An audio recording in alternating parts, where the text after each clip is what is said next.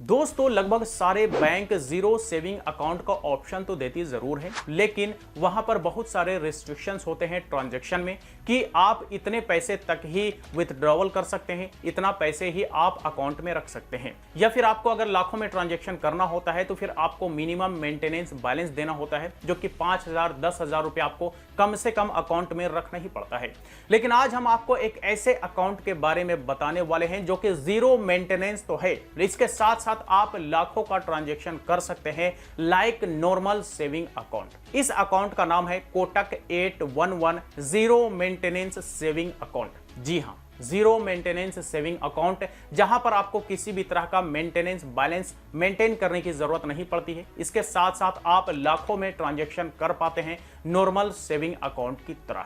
ये जो कोटक का 8110 सेविंग अकाउंट है, ये मैं भी यूज कर रहा हूं, हमारा भी पर्सनल एक्सपीरियंस रहा है कि कोई मेंटेनेंस बैलेंस नहीं और लाखों का ट्रांजैक्शन आप कर सकते हैं। पिछले कुछ सालों से मैं यूज कर रहा हूं, इसलिए मुझे लगा कि इस पर एक वीडियो तो बनता है कि इस अकाउंट के लिए ऑनलाइन अप्लाई घर बैठे बैठे कैसे करेंगे। तो आज हम यही देखने वाले हैं, तो चलिए सारे स्टेप्स बारी बारी से देखते हैं। मैं आ गया हूं अपने लैपटॉप स्क्रीन पर। क्रोम ब्राउजर में मैंने कोटक 811 अकाउंट का पेज ओपन कर लिया है। यहां पर आप देख सकते हैं कोटक 811 से रिलेटेड आपको सारा इन्फॉर्मेशन दिख रहा है। पहले एलिजिबिलिटी की बात करें तो इंडिविजुअल होना चाहिए, कम से कम 18 साल एज होना चाहिए और रेजिडेंट ऑफ इंडियन होनी चाहिए। ठीक है, इसके अलावा जो भी चीज़ है आप चाहें तो इसको ओपन करके पढ़ सकते हैं। अप्लाई नो पर क्लिक करते हैं। अप्लाई करने के लिए यहाँ पर आपको अपना मोबाइल नंबर, ईमेल आईडी और पिन कोड इंटर करना होता है। इंटर करने के बाद ओपन नो पर क्लिक करेंगे। ओपन नो पर क्लिक करने के बाद यहाँ पर कुछ इन्फॉर्मेशन मांगा जाता है, जैसे पैन कार्ड, आधार कार्ड का नंबर, ये हम सही फिल कर देंगे। फिल करने के बाद प्रोसीड टू वेरीफाई पर क्लिक करेंगे तो यहाँ पर हमें अपना पैन कार्ड का नंबर दिखेगा, जिसे हम वेरीफाई करने के बाद प्रोसीड पर क्लिक करेंगे। देन हमारे आधार से लिंक्ड मोबाइल नंबर पर एक OTP आता है, वो OTP यहाँ पर इंटर करेंगे। OTP इंटर करते ही यह ऑटोमेटिकली वेरीफाई कर लेता है।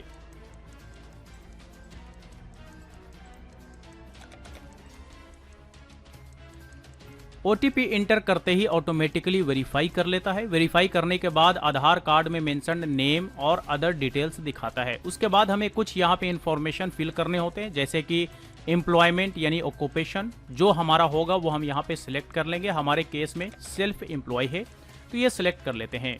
बिजनेस इनकम की बात करें तो इनकम वगैरह आप सिलेक्ट कर लेंगे। हमारे केस में 2 to 5 लाख है तो हम ये 2 to 5 लाख सिलेक्ट कर लेते हैं। मैरिटल स्टेटस आप अपने केस में देख लीजिएगा, हमारा मैरिड है तो मैरिड कर लिया है।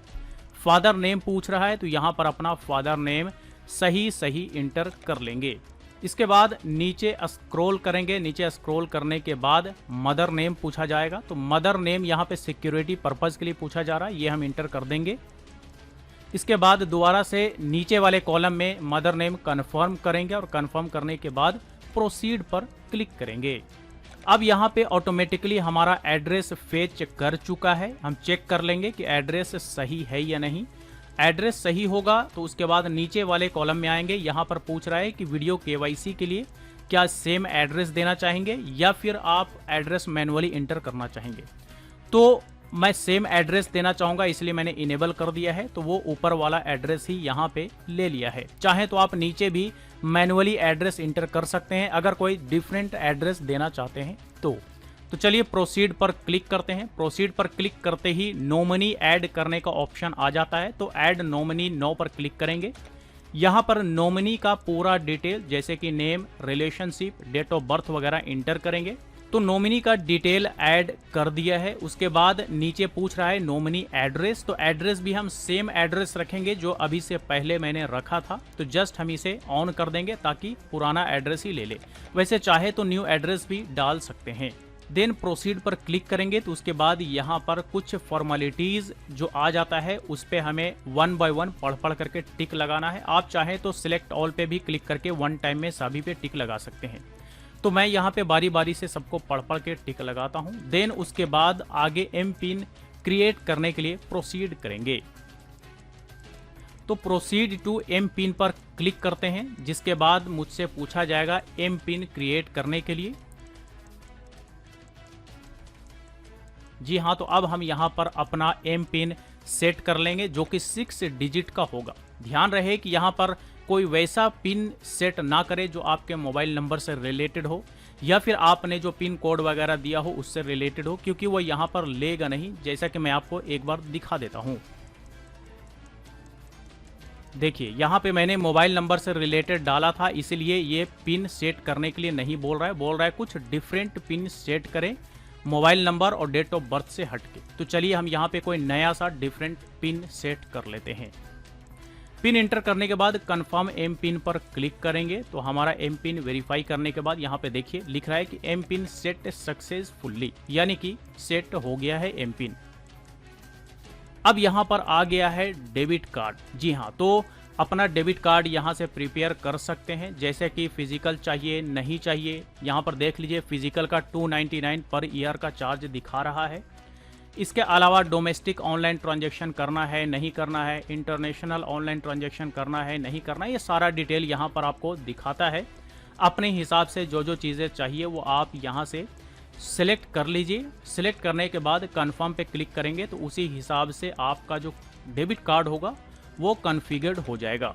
तो ये सारा कुछ इनेबल्ड करने के बाद जो है कन्फर्म 299 पर ईयर पर क्लिक करते हैं और न्यू पिन सेट कर लेते हैं कार्ड के लिए। तो यहाँ पर न्यू पिन सेट हम कुछ नया सा डिफरेंट फिर से कर लेते हैं। ये हमारा डेबिट कार्ड के लिए होगा, ठीक है। तो ये हमने एम पिन सेट कर लिया है, कन्फर्म एम पिन पर क्लिक कर दिया तो उसके बाद हमारा डेबिट कार्ड का पिन भी सक्सेसफुली सेट हो चुका है। अब यहाँ पर देख सकते हैं कि congratulation you are eligible for a credit card against FD. तो भाई हमें तो एफडी के अगेंस्ट कार्ड चाहिए नहीं, लेकिन यहाँ पर हमारी एलिजिबिलिटी दिखाया जा रहा है। तो हम इसे स्किप पर क्लिक कर देंगे। आप चाहें तो इसका डिटेल वगैरह पढ़ सकते हैं जो यहाँ पर दिया हुआ है। तो कंफर्म करेंगे तो कार्ड के लिए अप्लाई होगा, स्किप करेंगे तो स्किप करके हम अगले पेज की ओर बढ़ जाते हैं। तो यहाँ पर देखिए कि your 811 account is now ready. तो हमारा कोटक का 811 अकाउंट सक्सेसफुली ओपन हो चुका है, लेकिन ये अभी बेसिक अकाउंट है। केवाईसी होने के बाद ये कंप्लीट केवाईसी बेस्ड अकाउंट होगा। तो देख सकते हैं account created, welcome to Kotak, proceed to complete full KYC. Full KYC करेंगे तो ही हमें सारे रिस्ट्रिक्शंस फ्री ये अकाउंट मिलेगा। तो यहाँ पर आप देख सकते हैं कंप्लीट अकाउंट डिटेल्स आपको दिख रहा है। आप चाहें तो कॉपी डिटेल्स पर क्लिक करके कॉपी कर सकते हैं। अकाउंट में क्या क्या फीचर्स हैं ये सारा कुछ आप देख सकते हैं। अकाउंट टाइप, चेकबुक, वैलिडिटी, सारी चीज़ें आपको यहाँ पर दिखा रहा है। वर्चुअल कार्ड कैसा होगा ये भी आप यहाँ पर देख सकते हैं, सारा डिटेल इसके बारे में भी है। तो फुल केवाईसी करने के लिए कंप्लीट फुल केवाईसी पर क्लिक करेंगे ताकि हम अपॉइंटमेंट बुक कर सके। तो देखिए कंप्लीट फुल केवाईसी के लिए यहाँ पर जो है 3 डॉक्यूमेंट्स हमें चाहिए होंगे। एक ओरिजिनल पैन कार्ड, दूसरा प्रोफाइल पिक्चर जो कि सेल्फी के रूप में हमें लेना पड़ेगा, और तीसरा एक सिग्नेचर होगा जो व्हाइट पेपर पे, वो हमें रेडी रखना पड़ेगा। ये वीडियो कॉल के दौरान केवाईसी करने के लिए ये प्रोसीजर है, ठीक है। वैसे जब एजेंट आएंगे तो भी ये मांगेगा। तो चलिए प्रोसीड टू वैलिडेट पर क्लिक करते हैं। तो आप देखिए यहाँ पर पूछ रहा है कि वीडियो केवाईसी ऑन मोबाइल या फिर have an agent visit for your KYC, यानी कि वीडियो केवाईसी करना चाहेंगे या फिर एजेंट का विजिट अपने एड्रेस पर चाहेंगे। तो दोनों में से जो आपके लिए बेहतर लगे वो आप ऑप्शन चूज कर सकते हैं। ऑनलाइन करेंगे तो घर से बैठे बैठे हो जाएगा, और एजेंट वाला करेंगे तो एजेंट आपके घर पे आएंगे, सारी चीज़ें वेरीफाई करेंगे, फिर केवाईसी आपका हो जाएगा, ठीक है। तो चलिए हम शेड्यूल अ विजिट पर क्लिक करते हैं और हम करते हैं एजेंट विजिट वाला। तो यहाँ पर डेट सेलेक्ट करने का ऑप्शंस है फिजिकल वेरिफिकेशन के लिए। तो चलिए मैंने नेक्स्ट डे यानी कि 5 मार्च का ही सिलेक्ट कर लिया है। हमारा एड्रेस दिखा रहा है कि कौन सी एड्रेस पे एजेंट का विजिट होगा। तो चलिए जी सही है, 5 तारीख का ही विजिट हमारा सही रहेगा। कन्फर्म 5 मार्च पे क्लिक करते हैं तो हमारा अपॉइंटमेंट यहाँ पर बुक हो चुका है, और यहाँ पर लिख रहा है कि an officer will get in touch, ठीक है। डेट दिखा रहा है 5 मार्च 2023, और उसके बाद नीचे आप देख सकते हैं download now Kotak Mahindra app. जी हाँ दोस्तों, इस तरह से आप कोटक का 811 मेंटेनेंस सेविंग अकाउंट ओपन कर सकते हैं, और यहां से आप लाखों का भी ट्रांजैक्शन कर सकते हैं without any restrictions, without any limitations, ठीक है। तो ये थे स्टेप्स इस अकाउंट को ओपन करने को लेकर के। इस तरह का अकाउंट आपको अन्य दूसरे बैंकों में तो नहीं मिलते, और मिलते भी हैं तो या तो आपको मिनिमम मेंटेनेंस बैलेंस मेंटेन करना पड़ता है, या फिर आपका जो ट्रांजैक्शन होता है वो रेस्ट्रिक्टेड होता है, यानी कि आप एक लिमिट में रह करके ही ट्रांजैक्शन कर सकते हैं। तो देख लीजिए, अगर आप जीरो मेंटेनेंस सेविंग अकाउंट के बारे में सोच रहे हैं तो मैं आपको रिकमेंड करूंगा कोटक का 811 जीरो मेंटेनेंस सेविंग अकाउंट। तो बस यही कुछ था आज के इस वीडियो में। इससे रिलेटेड अगर कोई सवाल हो, क्वेरी हो, तो आप हमें कमेंट बॉक्स में लिख करके पूछ सकते हैं। फिर मुलाकात होती है किसी नए वीडियो के साथ, तब तक के लिए इजाजत दीजिए। Bye bye.